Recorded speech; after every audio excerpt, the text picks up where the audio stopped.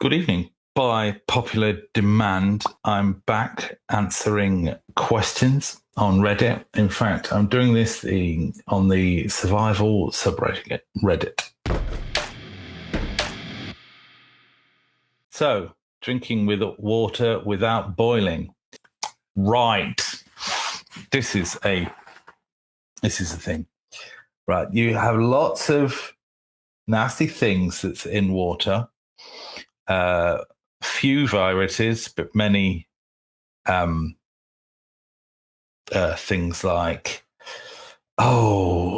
bacteria and also parasites. Now, your average parasitic worms and things like that, you can filter out. And I'm gonna assume that he doesn't, for the sake of argument. Now, people say that flowing water, you can get away with drinking flowing water, and quite honestly, I think I'd go for flowing water over stagnant water. Stagnant water, you get things like Veil's disease, which is basically from rat urine. That's pretty nasty. But yeah, flowing water is going to be your best.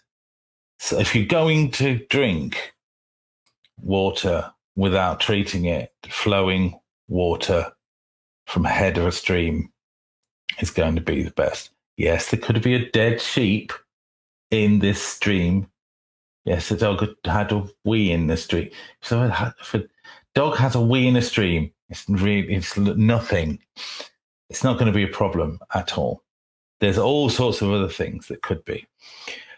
But yeah, flowing head of the stream, water, hope it's not contaminated. But what we are in is we're in a situation which is associated with risk. If you cannot conceivably treat your water, you've got no rain, you've got no evaporated water, there's no boiled bottled water. If you're really, really stuck, you're in a risk situation. And risk I've spoken about before. It really is, what is the chances of me getting a problem, and what is the impact of me getting a problem? Now, if you've got a very high chance of getting something really bad, then you won't do it. If you have a very low chance of getting something rubbish, just a bit rubbish and not very detrimental, then that's something go for. Now, believe it or not, there is a sort of equality between low risk, high impact, and high risk, low impact, and low risk, high impact. In that, if it's a high risk of something, high probability of getting something that's pretty low key, then so be it. That might happen, but it's quite low key. If you've got a low risk of something really big, dysentery or something, then you might go, that's really low risk. And this is a massive judgment call. It rather depends on how fit you are, as in medically fit. If you've been in the well or in the shit for a long time, your body might be weak, might not be able to deal with this problem. There's a lot to be said for exposure as well. And that is, if there is a source of a problem, like your dead sheep upstream, then the more you drink, the more chance you're going to have of getting a problem associated with this dead sheep. So reducing your exposure mitigates the problem. Now, you might be somewhat dehydrated, but you take a little bit from there and a little bit from there and a little bit from there, then you're reducing the chances of, because there's not going to be a sheep at the top of every stream. Quite honestly, though, you could just keep going up and up and up. But then where is the, where how far do you go before you decide there's no dead sheep?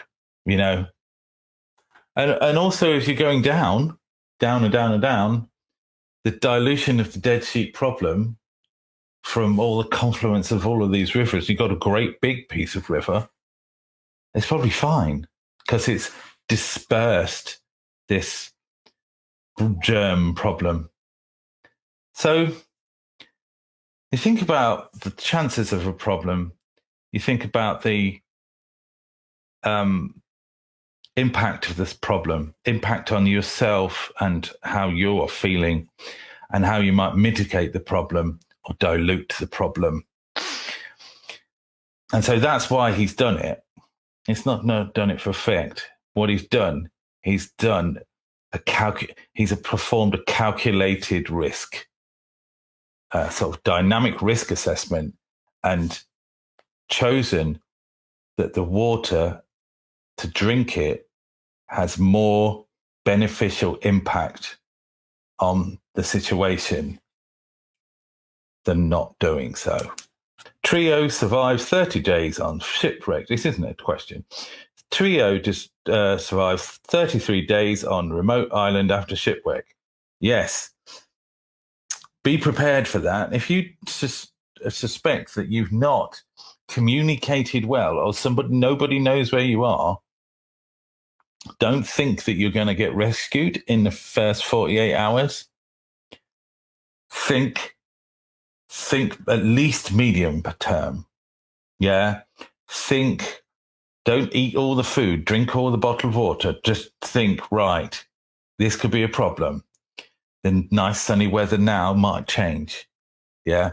We've got to think about how we're going to live, not to scrape by surviving. We've got to actively live well so that we don't die in advance of rescue. It's very important to think that way. Think about living, not surviving. Just something that my friend taught me the other day. Think about living, not surviving. If surviving is just scraping by, then living, thriving is what we got to do. The thriving skills, if you like. Do you need a fridge for tallow? No. If tallow is basically fat, then yes, as long as it doesn't get damp, if you like, and moldy, rancid, if you like, if you keep it dry, tallow, being just fat, is perfectly fine out of a fridge, just like Comfy Duck is. Any suggestions for my trauma kit? Ooh, I've got a trauma kit. Trauma kit is not a first aid kit. Trauma kit is where it's really, really, really bad news. Right. What sort of traumas can we think of? It's leaking. Yeah. Leaking is really, really bad. Bones, broken bones, internal bleeding is very, very difficult to deal with. But yeah, broken bones, burns, problems with the eyes. These are the major forms of trauma, if you like. We're not talking about infection. We're not talking about hurt your finger. We're not or abrasion or things you can just stick a dressing on. We're talking about Jesus Christ. Right. So everybody says get a tourniquet. Now, tourniquets are great, but it has to be applied in one of two situations. It's literally the last. It's like, if you don't do this, this person's going to die. you're going to save. This is for saving a limb. Yeah, tourniquets are. It's really important that you learn how to use these because you can balls it up a lot. My suggestion is that you go and buy a tourniquet, K-E-Y, which is one of the citizen aid things, which can be used as an everyday carry just in your bag. But it means you can turn things into a tourniquet without mucking it up and needing this sort of intuition to use like a cat tourniquet. And there are other tourniquets. But yeah, I use cat tourniquets. These are for completely interrupting blood to the limb that you're trying to save. It's the sort of thing as well. This is not a lesson. This is not a lesson. Get training. I'm not giving you a lesson in how to use a tourniquet, right? And when. But it is for saving limbs. It's for when you're trapped underneath something and the bloody tide's coming in, you tourniquet. So if you are trapped and you've already got blood interrupted into the limb, you have to use a tourniquet higher. So essentially, you don't want to take the tourniquet off until you get to first class medical care. And that reason that is when you have a tourniquet on, the blood you just fills full of toxins because it's just that's out there. As soon as you undo the tourniquet, and this whole bollocks of you've got to release the tourniquet every now and again, it's just is frighteningly wrong. But yeah, those toxins just go straight into your bloodstream and they'll kill you. Which is why you put it on. You have to put the time on it or on their forehead, T and a time. Really useful. If you haven't got any a pen or anything, then you should have a pen. So tourniquet, pen. If you haven't got a pen, put it in blood. If you haven't got any blood, then you don't need a tourniquet. There we go. So yeah, so far, tourniquet of sorts, tourniquet, I can't remember exactly how it's spelled, but it's a citizen aid product. Pen, like a Sharpie, proper pen. I'd go with a notepad to go with a pen. Right. Next, you don't really want to use one of these tourniquets unless you absolutely have to. So what do you use instead? You use like they used to be called an Israeli pressure dressing, and they are great. They are not going to arrest an arterial spurting nastiness, but they are going to sort out a venous bleed or complex bleed. Yeah, this is really, really quality piece of equipment, reasonably heavy. You can have normally two sizes. If you want one, just get hold of me and I'll sort it out with you. But yeah, they are fabulous. You need to practice working with one. It is totally, if you've got mates who all want to do it together, just buy one and just open the packet and use it, work it out, practice. Because that's a lifesaver. That's for a big bleed, but it doesn't interrupt the blood to the limb, which makes it a lot less deadly in terms of losing limbs and stuff than using tourniquets. Okay, so we've got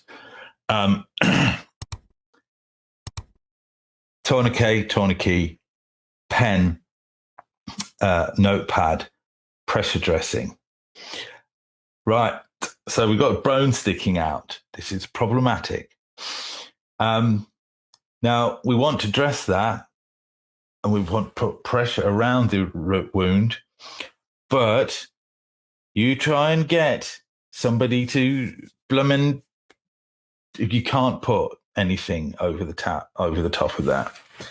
So what you need to do is pack around it and then put something over it, probably in a sort of pressure dressing over the top of it.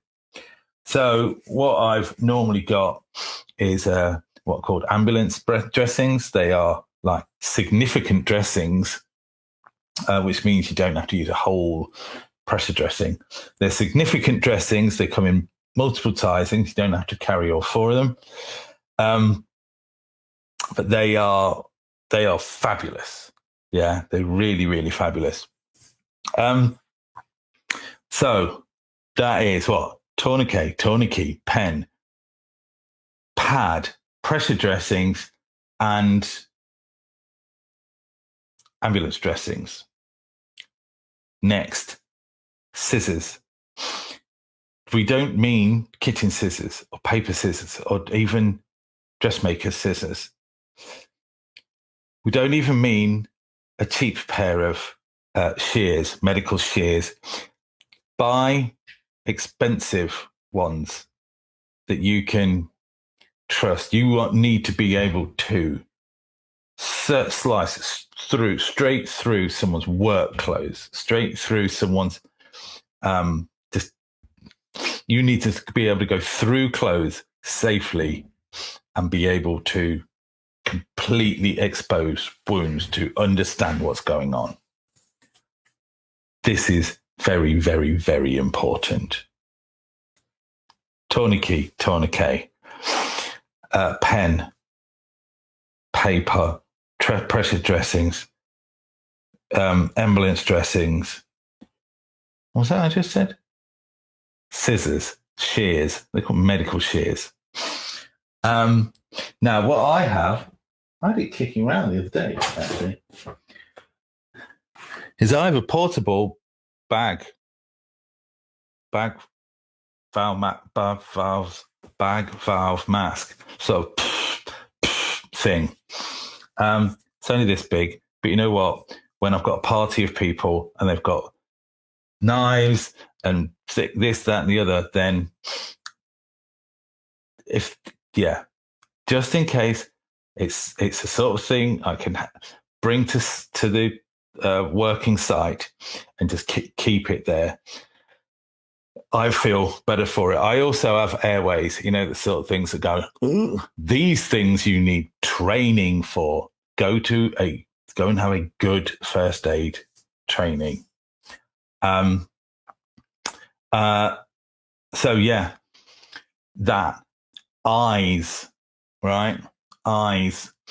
You can have a bottle of water and a syringe and things like that. But the reality is the best way to carry this is with, you can get little ampules, not ampules, bigger than that, of saline. They're only this big, and you just break the end off, and it's like you can quite nice. You can use those on cuts as well, but they're really, really, really good of for getting stuff out of the eyes. And yes, you could make an eye pad or eye dressing from any other bandage, but given that eye pads are so small, it's just worth putting it into the trauma kit. Yeah, it really is. Now, I can't remember everything that we've gone through now. This is like the shops game. Well, I went to the thing and I bought some bread and this, that, and the other. But it's tourniquet, pressure dressing, ambulance dressings. What did I say next? Bag valve mask, shears, bag valve mask, airways. Anyway, what's next is burns, and burns sort out with two ways. One is with water. I did a whole thing on burns, so do look at the burns video that I did. There's also burns gel you can use. And ultimately, you're trying to stop infection getting to the burnt area. So you need some cling film, or you can buy a sort of glove shaped thing that's just as fine. And then always worth having some tape, micropole tape. Also, uh, gloves, alcohol gel for your hands. Yeah, let's get this right. Alcohol gel is for you, not for the wound. This is very, very important. The non-alcohol swabs are for wounds. The alcohol gel is for you. Yeah, you could just throw the gloves on, but alcohol gel, gloves, mask, and that's pretty much it. Because as I said, the major traumatic things are blood, bones, burns, and eyes are problematic. These are the sort of things that need treating straight away. Arguably, you could have your eye gear in the main first aid kit, but the treatment is so small, and you get when you've got an irritation like something in your eye, you really, really want it out quick. Then there is the sort of stuff that just expands in your wound, in that it draws the blood in. There's like Silox and things like that. There used to be granules. That's a bit rubbish. But now there's one that you just keep poking it in. I did a masterclass on trauma, treating traumatic wounds. And that just a demonstration of that. It's just like, are you joking with how good it is? So much so you might not actually need the tourniquet. So yes, it's a judgment call which you use, but always use the tourniquet last. That's pretty much what's in my trauma gear. How to fight infection in the woods. Oh, that is it. There's going to be lots and lots of nasty, ridiculous answers to this. Let's see what some of the silly answers are. If you're in the States, by the way, you can probably buy antibiotics.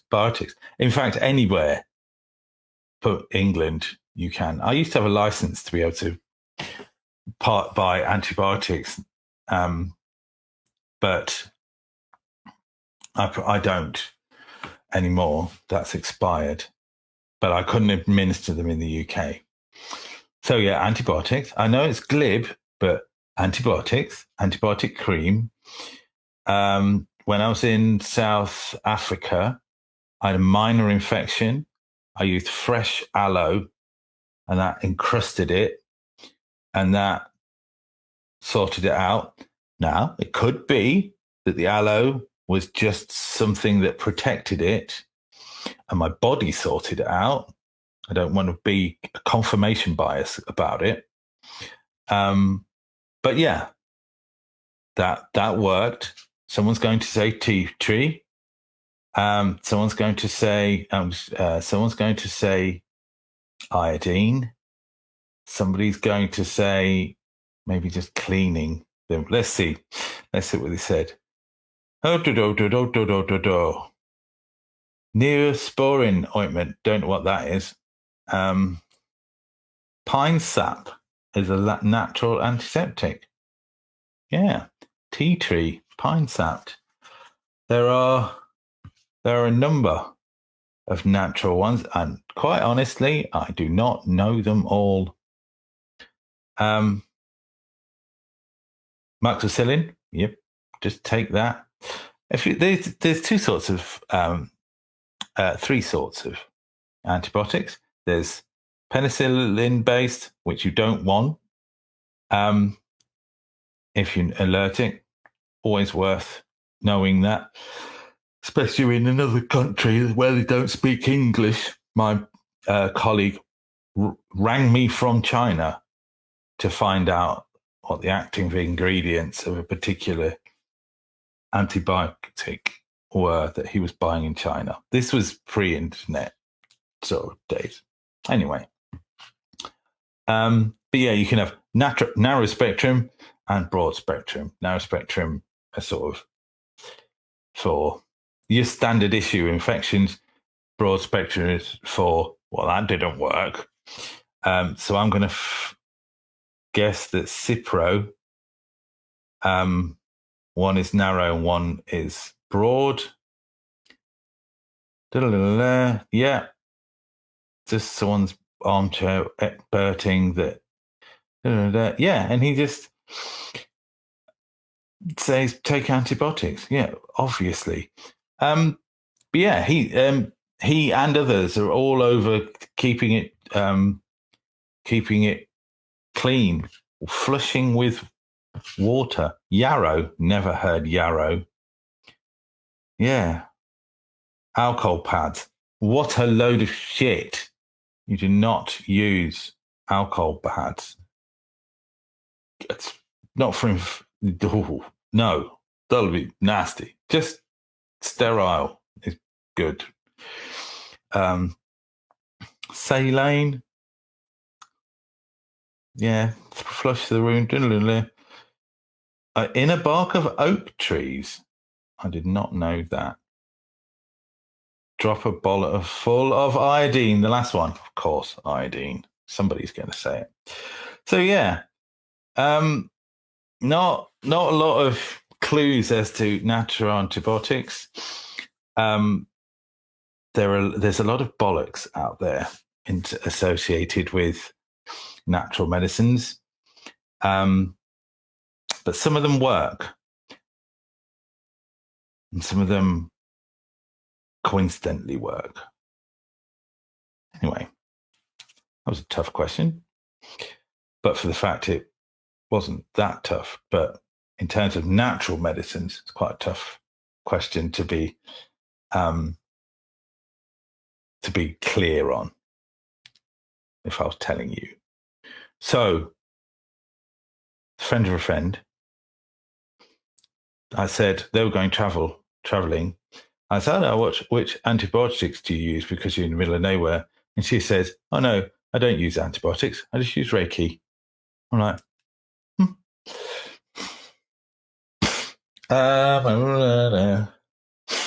all these heat waves have me thinking survive is easier in extreme hot or extreme cold.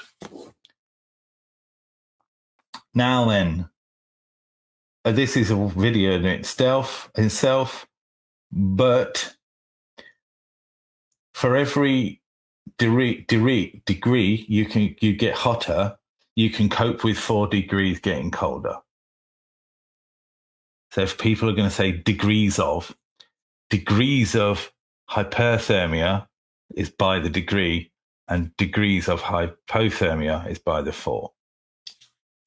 It is, like my dad would say, it's easier to put a jumper on, just put a jumper on. And that's right, just put another jumper on. But you can't take your skin off in the jungle when it's bloody boiling. And there's lots and lots of dehydration,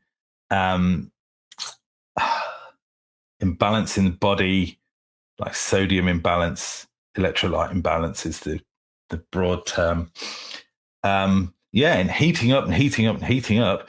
In 4 degrees, you end up in a coma, which is really bad. Yeah, I don't recommend a coma. And having strokes, I've actually had a stroke. You'd have a stroke with 3 degrees, 4 degrees above normal body temperature. But yeah, unless you've got some way of getting cold, then you're in trouble. However, when you are in a cold environment, if you've got any amount of fuel, you can keep yourself warmer. you can jog on the spot to make yourself warmer. You can do some work. Yeah, you can make a snow hole. That'll make you warmer. You know, you can always find a way, unless you're just in the middle of the minus 90 at Antarctic, then yeah, if you're in the northern wilderness, it might be really cold, but you've got lots of pine trees. If you can light fire, then happy days. Being in the jungle, just getting hotter and hotter, or trying to walk your way out, really, really bad news if you can't hydrate. Right, I'm going to do one more. Trying to find a short one. Oh, yeah, jelly ears. Jelly ears. Oh, where's he gone? Oh, it's going to make me sign in. Oh, no, jelly ears. These things. They used to be called Jew's ears, right? They're dead easy to find because nothing else doesn't look like it. You'll find them on Elder, I think it is. Anyway, you see them and they're just there. They sometimes look all shriveled, but you just get them wet and they get a lot better. But it tastes like crap.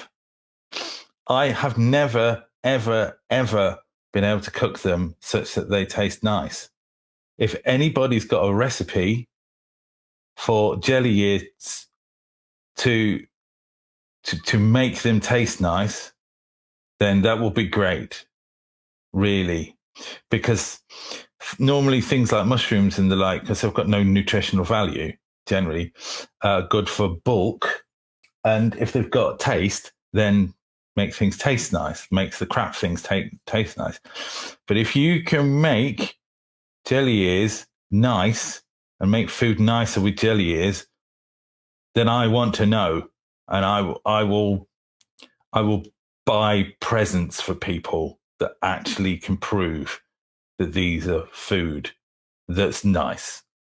I will see you tomorrow. If you want me to do this more, let me know. If you've got any other questions of your own, pop it in the comments.